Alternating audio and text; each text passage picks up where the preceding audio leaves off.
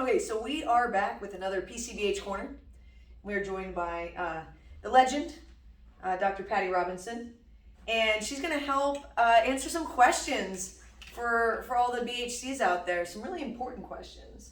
So the first one that we'll go with is kind of how to, for many of you, you might have heard of the concept of wicked questions, is basically you take two seemingly opposing things and kind of ask how can they work together.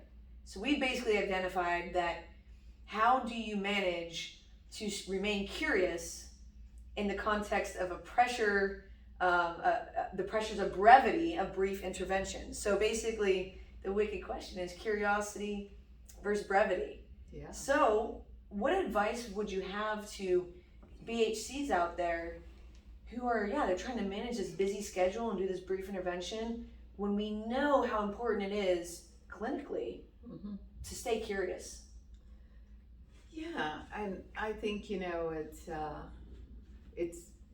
the question is how do we stay curious about anything really? That's true. That's true. And it's how do we kind of be in the present moment more in a world that kind of draws us forward towards accomplishing something. Another interview, another patient visit, another tick mark, another question asked, and a list of questions. And right, because that's how we've talked about that before with the contextual interview, is that folks might be looking at it as like, okay, well, now that check, now that we got that out of the way, now we're going to get to the real problem. And we're saying it's in there. It's in there. Yes. It's in there. And it's, I think, not to go overly complex on the issue, but I think part of what we're assessing is, of course, where the person lives, who they love, their work or their school or their family. We're trying to get an understanding of that. And we're also trying to get a read on their level of psychological flexibility at this point in their life. And sometimes people are having the very worst day of their life right there in front of us. So, and that may not be their most psychologically flexible moment, and that means they're not particularly open. And that I think can drive us into less openness, less curiosity, and more kind of taking the boxes of getting through the questions and going into kind of a more automatic kind of matchup, some kind of treatment with an evidence base. Right. Yeah. So how do you combat that? How and do you not get stuck into that rut of, okay, ask the question, yep, okay, yeah. depression, behavior activation, okay, so get to walking, or deep breathing for all, as don't get me started on that. But how do we fight against that? Yeah, and I think that I think it's good for whether you're a PCP or a BHC or any kind of healthcare provider. I think it's good to do things in your life outside the context of patient care that help you be in the present moment, however you might do that. Watching sunset, going for a walk in the park, or a meditation practice. That works for some people. They like that. And then you're a little bit more able, whoever's sitting in front of you, to kind of see the situation as it is. It's an opportunity for you to have a brand new conversation with that person. Yeah. And that's kind of like a brand new conversation with a person you never ever met before and you don't really know anything about. I mean, maybe somebody told you a few words about them before you came in. So you got to hold those words lightly. Right. Too. Yes. And start into, I think, probably the most important part of the interview, which is what's happening in that person's life in terms of what nurtures them, Okay. because every person, no matter what their problem and how complex, every person wants to flourish. Right. They want to move towards health. And they believe that you might be able to help them, or they probably wouldn't have given you the time. So kind of you're sitting in that room and you're practicing some of your skills of present moment, just generalized throughout your life, and then you can take those skills into the exam room with you. And when you're sitting there looking at this as an opportunity to know this person and to really kind of keep coming back to as a clinician of like what's going on in this person's life, those are some of the questions that you ask yourself, I guess, as a clinician. Yeah, I sometimes I kind of think of people as like little plants that are in some kind of garden, and it's like, how are you looking these days? Do you have? Is there water in this soil? Are we getting some sunshine? That's right. Are leaves falling off? Yeah. Or what? Are you blossoming? Or when were you last? And so, to kind of get that read, I think is what you want to do. And sometimes when I find myself rushing, what I try to do is slow down. Yeah. Is just slow down and to try to bring the conversation more into the now. Okay. Yeah, so to just say, I want to pause for a moment. Because if we're both kind of rushing, we're probably not connecting. And sometimes it's that moment of connection that is transformative. So, and with the pause, is the pause just to say like, hey, I just want to recognize that we're two humans getting to know each other, or do you say anything with this pause? I might say, it depends, I might say, I just want to take a moment to reflect on what you've been telling me. Oh, okay. And, okay. But it's not to summarize or empathize, but just to wait for my brain to catch up and slow down and come into kind of what might be the next question or to be curious about, that would be kind of really based on what I know so far and what I don't know. So you're kind of getting in your head, okay, what I know and what I don't know, so it can take you maybe on a more efficient route, or I think sometimes I'm doing that. I'm going for efficiency, but if I'm going for curiosity, it's more for how does all of this connect? Oh, how does all of this connect? So what would you say for folks that are listening to this and they're on board, right? They're like, oh, yeah, of course, yeah, let's pause, let's reflect, let's be in the moment. But and I got 15 minutes. Do you have you noticed that when you're able to do this, that you're actually able to get a higher quality of direction with the patient? You notice that you're able to come to a plan that makes more sense when you know their context? Or when I'm able to pause, sometimes I'm and reflect for a moment about what I know and I don't know. Sometimes I think I'm able to let go of questions that I might ask if I were on the automatic, right?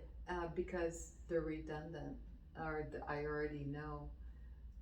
I have a pretty good hunch about what's going on. Yeah. Do you have any? I know I'm putting you completely in the spot. Do you have any examples of that? Because I feel like I find myself saying that a lot with trainees, where you ask one question, and if you listen within that answer, it tells you, they might. I have a few examples popping through my brain, but is there any that come to your mind? Oh, it might be. You ask somebody, maybe you're with an adolescent, and you ask about their who they're living with, and how it's going at home, and who else matters to them, and they talk about a friend and talk about in how important that friend is to them at school. Right. And you have a pretty good read on what's important to them, and maybe they're referred for a school problem. Right. So when you get to school, you wouldn't necessarily ask too many more questions about that. Right. Other than, or how, do you like school in general? And Right. are you satisfied with your grades? And are they, Yeah, it can. But I wouldn't necessarily go and, how many friends do you have? How many you have? Yeah. Like, do you spend time with? And, Yeah, your extended family. Do they have? Is there any close family friends? Because you kind of got the information you needed. They have a person, right, a really important person at school. and I'm going to get to the problem at school and get that defined. But I know a little bit of the context, so Right. sometimes we won't have to go too much further into that. It might be more important to spend the time looking at kind of how they balance out the stress of school with other things and how they care for their health. And so it's I think pausing and being curious. Pausing helps you let go of asking things that maybe you don't need to ask, and thinking about things that would kind of deepen the conversation or kind of help you bring the person, so I might say I could bank that time talking about the school problem by not going much into school during the contextual interview and then going straight in the life context. And then when I'm talking about the problem context, I can kind of say, well, so this happens at school and you feel this way, and this kind of sets it off, and then you do this, and then what happens? And I have time then to say, tell me more Right. about what happens, and when was the last time that happened, and is kind of that feeling you're describing, is it present for you right now? And what does it feel like in your body? What does it look like in your mind? Is there any advice that you have for folks? Curiosity. With, is it come with experience to kind of figure out what to let go? Is it an experiment over time? Because in the beginning, if we can, remember back, everything feels equally important, and it's kind of hard to discern. Okay, did I get enough of this information? Ooh, I didn't get enough of this, and this is really the crux of it. Just any advice for folks for that discernment of when to let certain things go and when to pour more energy into? I think it's important to look as much as you can from the whole human being kind of perspective. Okay. So not to worry too much about, did I get enough about health? Did I get enough? Because really what you want to do is come up with a plan to help the person do something different, new behavior, consistent with their values, that moves them forward in terms of the problem that they're concerned about. Right. So you don't have to have a certain amount of information about every area, but you have to get at who that human being is. That snapshot, that quick. What's important to them? What kind of resources and needs are they bringing to this moment in time when this problem's showing up? So I would say more the whole circle of life surrounding this person and this problem, rather than any, different buckets of a person's life and getting those all filled up. Right. Awesome. Okay.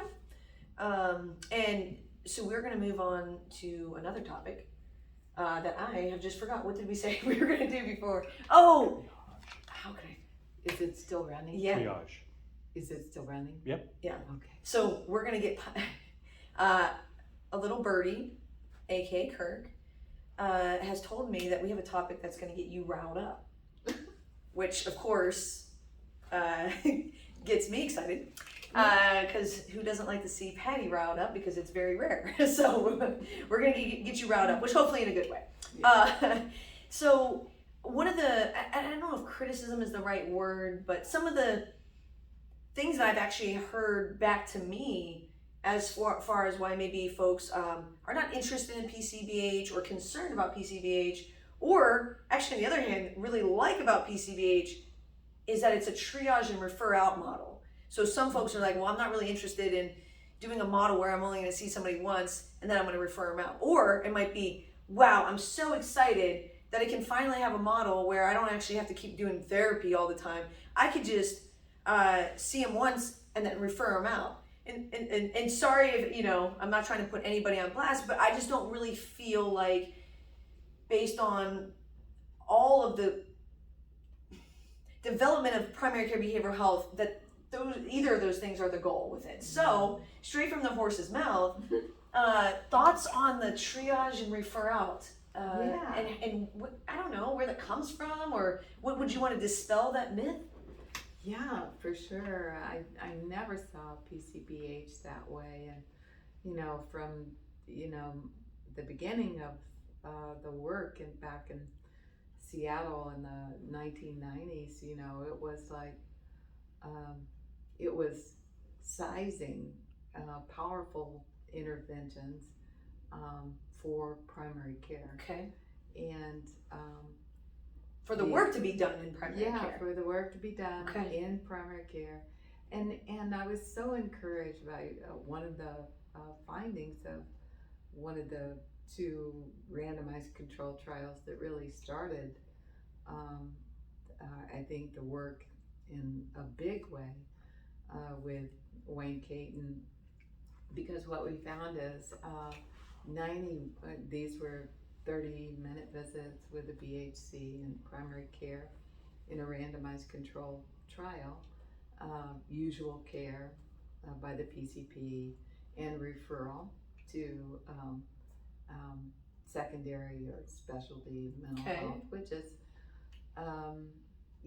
that would be triage and referral. And right. The PCP would be referring, compared with the BHC in the clinic, seeing people for 30-minute visits. Okay. And one of the findings that was just mind-boggling was 91% of the people that saw one of the two BHCs for these 30-minute visits,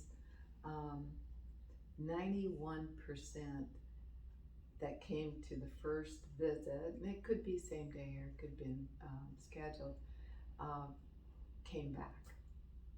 And not only came back, but completed 4 30-minute visits, which was considered completer for people with depression.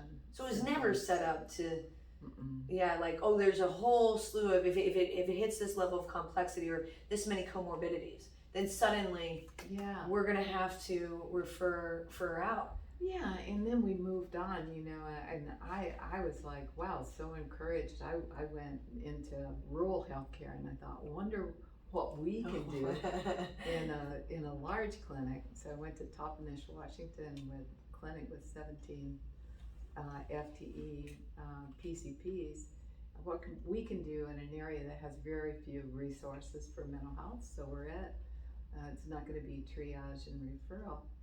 And then we did dissemination studies there, and then worked with large organizations like the United States Air Force, where they looked at how many people are referred out, and then we've looked at that in large efforts like New Zealand and other systems that are transformed. Most recently, I've been working with a large pediatric system, and that has specialty mental health services, and it's all about the same. It's around 9 or 10% are referred out, and I think that's great. We'll always need that higher level of care for some people, but the fact is that people vote with their feet, and most people we see in primary care want to stay in primary care. Yeah. And even if they had no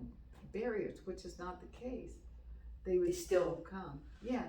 If you look at what data we have about percent of people, this is adults and children with a mental disorder or with substance abuse disorder, the percent of people that go to primary care is a little bit greater than the percent that go to specialty care for help.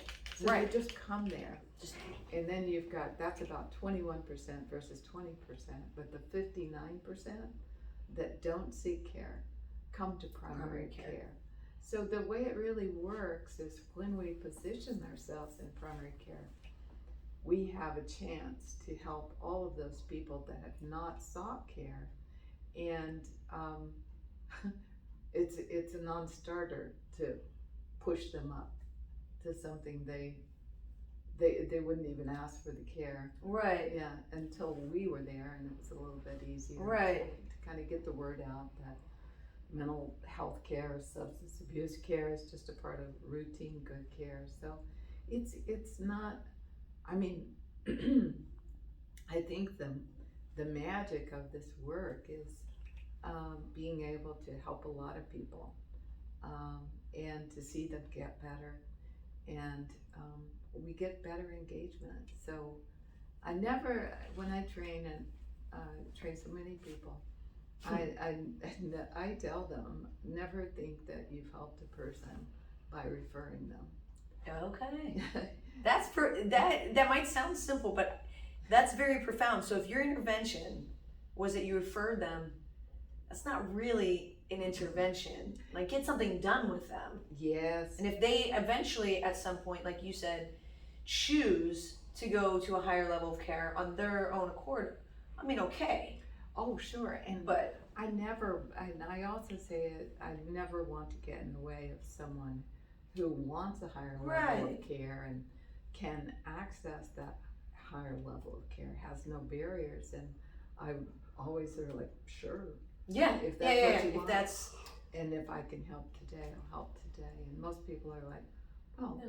all right. yeah, let's do it today. Do it today. And then so many people will come back, even, they'll come back. And I tell people that are seeking, when somebody's seeking a higher level of care, not only try to help them that day, but ask them to come back. Okay. Yeah, to make sure that they're making some progress or holding steady or have been able to engage. Because after all, you are still a member of the primary care team, just like a Yes. PCP who's helping somebody with diabetes and they refer them to an endocrinologist. They don't cease being their PCP, just like we wouldn't cease being a BHC on their medical team. Absolutely, and so I think it's important for the BHCs to be prepared to support people that are in therapy, Right. and support their work there, because sometimes they're in primary care, maybe in crisis, or maybe just having a hard time, and they see someone for a medical appointment, and they need some support. Yeah. And so we're there, kind of the safety net, to reinforce any kind of therapeutic work that somebody's getting someplace else, and also to carry it back. Right. Yeah, it's one thought that came to mind too is Jeff Ryder talks about landmines and trampolines, and I think that triage and referral is a landmine. Yeah. Yeah, and because it blows you up. You're not going to lean in and do what you can, and that first visit might be the only shot you get. And we know that from the literature. Yeah. Most common scenario across any setting Yeah.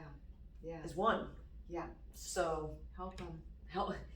Yes, that's the message straight from the horse's mouth here, is that when you have somebody in front of you, provide them help, and that help has to include something more than a referral. Oh yeah. Behavior change plan. Behavior Always. change plan. Always. It's always a part of every visit. Was there, we got Kirk in the peanut gallery. Any questions that you had for Patti? Or? You're doing great. Well, I was thinking of if we should beat the. Well, one question Okay. then, since you invited it. Yeah, let's do it. One of the rationale for people triaging is the belief that you can't really help people in 30-minute visits who have significant problems, that you need a lot longer, you need a lot more sessions. And so if they run into somebody who has any level of complexity, they automatically assume this can't be treated in this model. So what's your take on that? Yeah. Yeah. Well, And then it's still rolling, right, Kirk? Yeah. Okay. I'd hate to have us miss this. you know, I think,